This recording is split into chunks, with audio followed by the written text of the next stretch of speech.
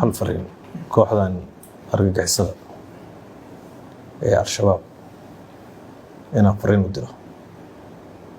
dabcan waa dad Soomaali ah oo qabaa'ilka iyo ummadda Soomaaliyeed ee dhibaataysan ka dhashay. waa dad islaamnimo sheeganaya iyo muslim inay yihiin. waa dad shareecadii islaamka inay raadinayaan sheeganaya. waxaan rabaa inaan ugu baaqo inaysan carqaladayn deeqa u socda deegaamada gacantooda ku imtixaanan. fariintaas waxaan rabaa inayn gaarsiiyo.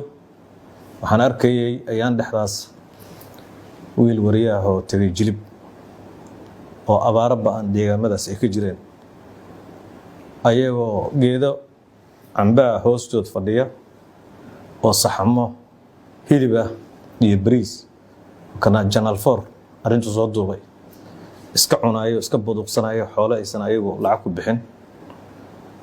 ummad ilaahay oo baahan ay waliba filin noocaas u soo bandhigayaan niman tumankooda intaa la eegayo maad kartay ka mid ah. waxaan rabaa inaan ugu baaqo hadday shareeco islaam u socdaan uma socdaan, haddii dhiig Soomaalinimo uu ku jiro, haddii dadnimo yar ay ku hartay, haddii dadka Soomaaliyeed oo ay xoolaha ka aruursadaan oo ay maaragtay ku dhex nool yihiin ay ka naxayaan, waxaan ugu baaqayaa inay ka wareegaan deeqdaas oo aysan carqaladayn, oo dadka waliba aysan qaadan, dadka ay ku socoto loo fududeeyo.